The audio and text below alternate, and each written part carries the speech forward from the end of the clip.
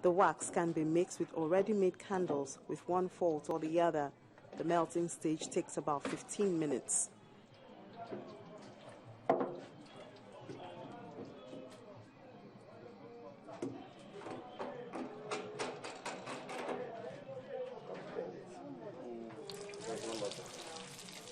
At the end, it becomes liquid and is emptied into a bucket.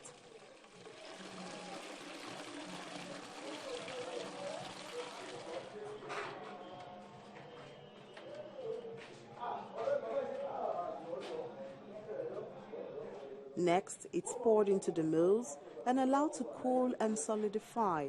This takes about 10 minutes.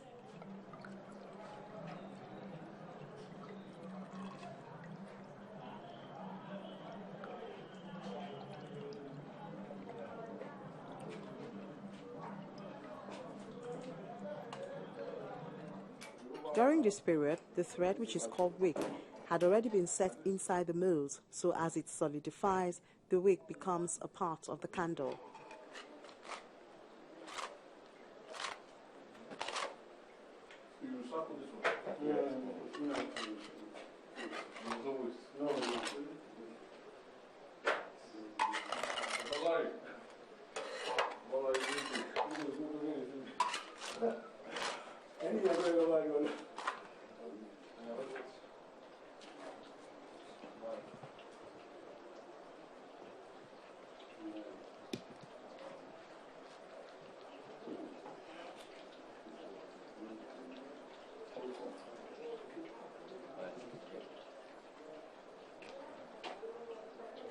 When solid, it's pulled out and the wick is cut off.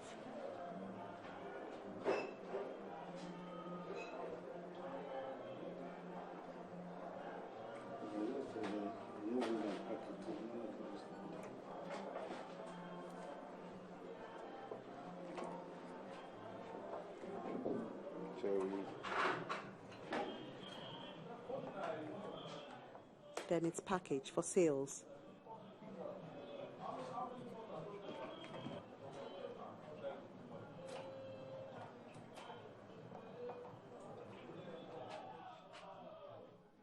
Production rate now, 6 years after work resumed, stands at 60 cartons a week, and disposing them is not a problem for Larry J.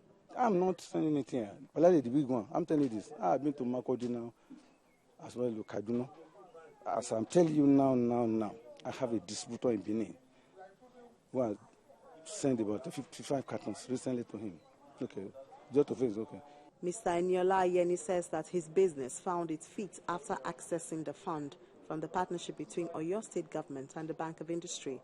And some of the benefits include increase in output and diversification of products. Okay, these are packages. Some years before now, Nigerians wouldn't have thought of investing in making chalks. But with someone like Mr. Kehinde Akinade staying in this business for 16 years, that perception has obviously changed.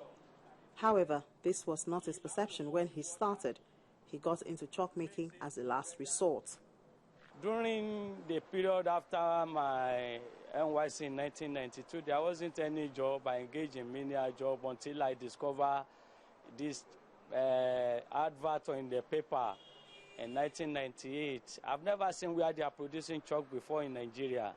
All this Britannia, I think, is from Britain. So I make inquiry. I did my feasibility study on it, and I approached the man that imported the mold into the country. I went for the training, and that's how I started the business on December 1st, 1998. When it homogenized, the mold has been set, so that is what I did. Although overlooked by a lot of people, he says it's a good business because it's a necessity and not a luxury product, and sales of about 500 cartons in a term attest to this. Chalk will continue to sell as long as there is existence of schools, right from nursery, primary to secondary to the tertiary institution. And thank God for the government under State Universal Basic Education Board in Nigeria.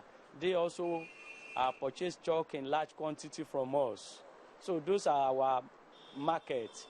We sell to bookshops, stationery stores, and we go directly to schools at times. And we cover all the, at least adjoining states of the Southwest here, where we know that they will need our chalk. Ideal school chalk goes through the normal production process of mixing POP with calcium carbonate. The essence of the calcium carbonate is to make the POP mild and make the chalk useful as a writing tool. Then the mixed portion is poured into the mold, which has 144 holes. This is left for about 10 minutes to solidify. What do you have to say about the reality of? At this time, it's taking shape but still wet, so it's spread on the pallet and exposed to air indoors or the sun outside. The indoor drying takes 6 days, while the outdoor approach takes just a few hours. Dried, it's packaged and ready for purchase.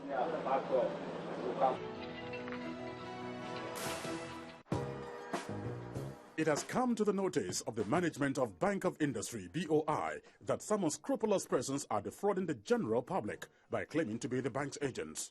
BOI insists that it does not engage persons or organizations as its agent to sell application forms or receive completed loan applications on its behalf. If you are a genuine entrepreneur and prospective customer, please freely walk into any of BOI's zonal offices nearest to you and obtain the application forms and list of requirements for accessing loans directly, free of all charges. You can also visit our website and social media platforms for other details. For more information, call our head office in Lagos 01271 5070-99 or Abuja Corporate Office 08073990022 www.boinigeria.com.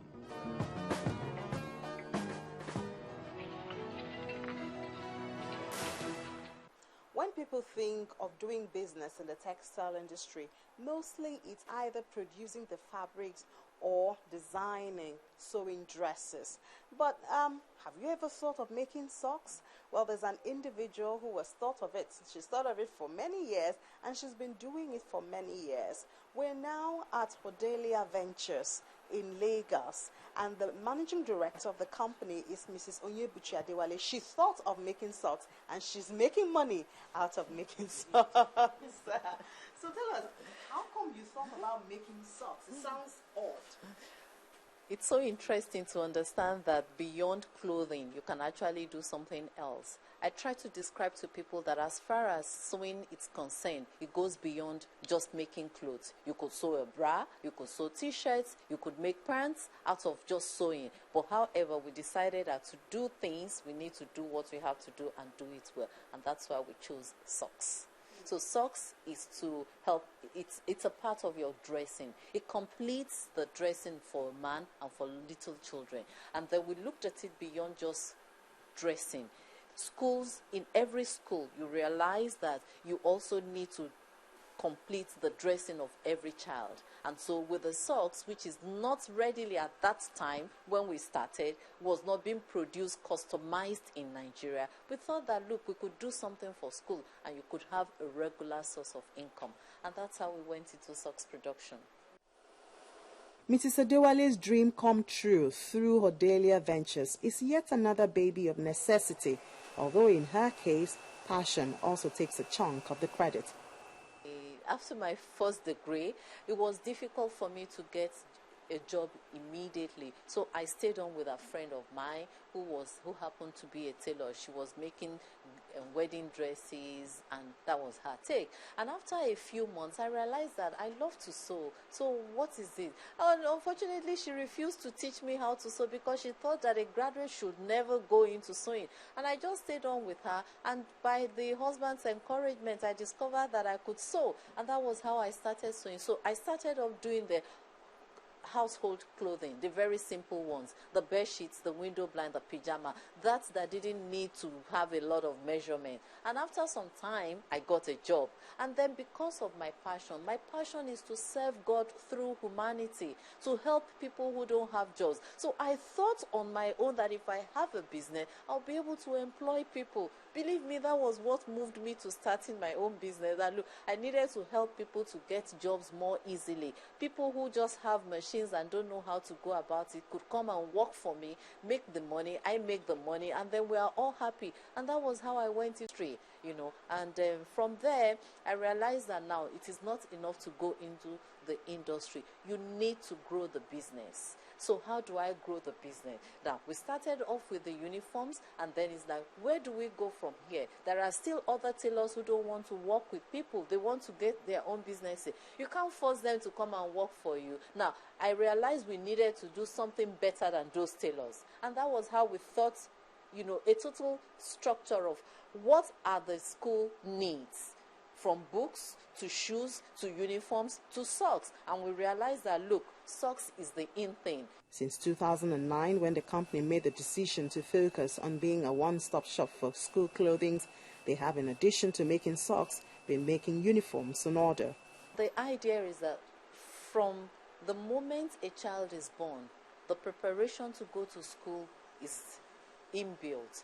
And then the child goes to school, and children are being born every day, and so the business is likely to keep growing, and then the opportunity to grow the business remains there. And if you are focused, tenacious, you will understand that that business will never go out of season. To encourage and assist Mr. Adewale in living her dreams, she today enjoys the facility of the Bank of Industry. We had a strategic meeting with the board, saw what was necessary for us to grow the business, evaluated every aspect of the business, and concluded that we needed additional machines.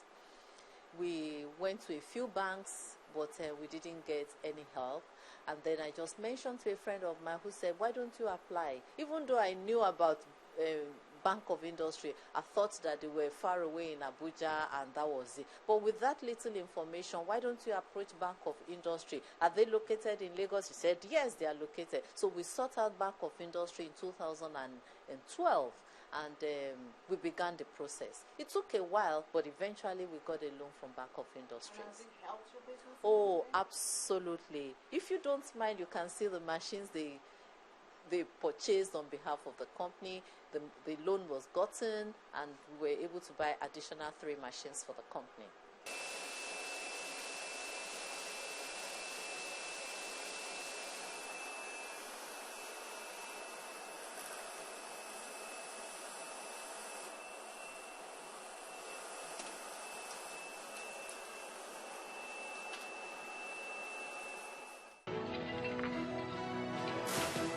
Still keeping the wheels of industry progressive in Nigeria, the Bank of Industry invites you to hop on and be a part of the journey of industrializing Nigeria as we bring you the stories on BOI Weekly. Until next time, when we bring you another set of stories from another location, I'm Amy Thompson.